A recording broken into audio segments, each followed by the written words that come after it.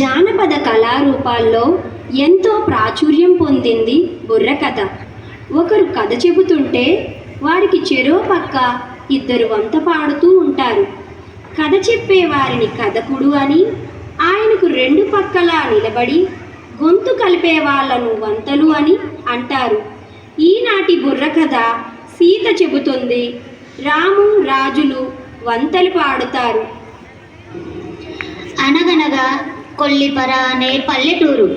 ఆ పల్లెలో శ్రీ గుత్తేదారు శ్రీ రెడ్డి వెంకటేశ్వర రెడ్డి సుగుణ అనే దంపతులకు కలిగిన తొలి సంతానం శివకుమారి మేడం గారు. మేడం గారు న్యూ ఎరా స్కూల్కు బీజం వేసిన ప్రయత్నమే ఈనాటి బుర్రకథ. జయము జయము మన శివకుమారి మేడంకు, జయము దిగ్విజయము. తందాన తాన న్యూ ఎరా పాఠశాల విద్యార్థులను చల్లగా చూడమ్మా. తందాన తాన ఉద్యోగాల నిచ్చడి శ్రీ మహాలక్ష్మి కరుణ చూపవమ్మా. తందాన తాన జ్ఞానమనే పరిమళాలను వెదజల్లే చదువుల తల్లి జయమునియవమ్మ. తందాన తందాన దేవనందనాన తరికిట జుం తరిత.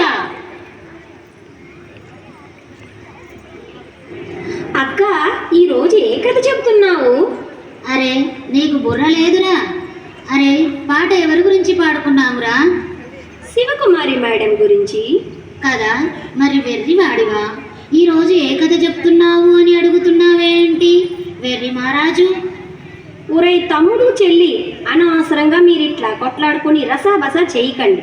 రోజా చెప్పినట్లు ఈరోజు శివకుమారి మేడం గారి గురించి చెప్పుకుందాము. సరే అక్క. తకట తకిట తక తరికిట తరికిట తా. సామాన్య ఇంటిలో పుట్టి పెరిగిన పైడి బొమ్మ కథరా. తరికిట తరికిట తా. చదువు సందెలో పేరు పొందిన చక్కనమ్మ కథరా. తరికిట తరికిట తా. ఓటమి నిరుగక పోరాడే ఒక వీరనారి కథరా. తరికిట తరికిట తా. 10 మందికి ప్రేరణనిచ్చే వర్తమాన కథరా.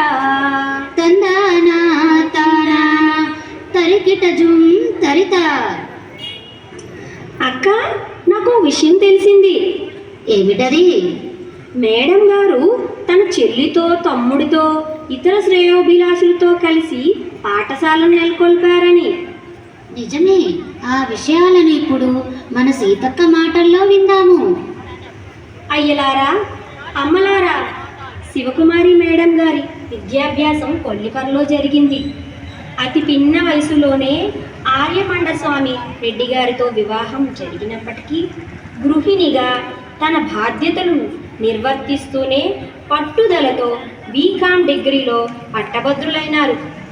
కొల్లిపర నుండి కూకట్పల్లికి మేడం గారి ప్రస్థానం 1990లో జరిగింది. 1992లో జీవనోపాధి కోసం స్కూల్ను ప్రారంభించారు. 24 మంది పిల్లలతో 2 ఉపాధ్యాయులతో నెలకొల్పారు. ఆనాటి నుండి ఈనాటి వరకు న్యూ ఎరా స్కూల్ అంచెలంచెలుగా ఎదుగుతూ 10వ తరగతి పరీక్షా ఫలితాలలో ఘన విజయ పతాకం ఎగురవేస్తూనే ఉంది.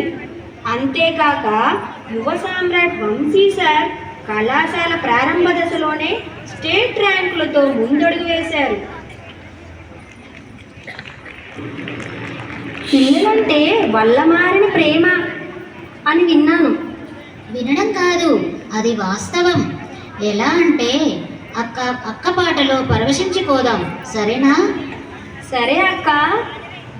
పసిపిల్లలను హక్కున చేర్చుకునే మాతృమూర్తి రాసై, కంటి పాపలా చూసుకునే కల్పవల్లి రాసై, శ్రీకృష్ణుడు సాయిబాబా భక్తురాలు రాసై, వసుదైక కుటుంబ భావనకు ప్రతిరూపం రాసై, మానవత్వపు విలువలకు మారు పేరు రాసై, వేణుసారుకు జన్మనిచ్చిన కన్న తల్లి రాసై, సద్గుణాల రాసి అపర్ణ మేడంకు అమ్మలాంటి అత్తమ్మ రాసై, యువ సామ్రాటు వంశీ అమితుకు నాయనమ్మ రాసై.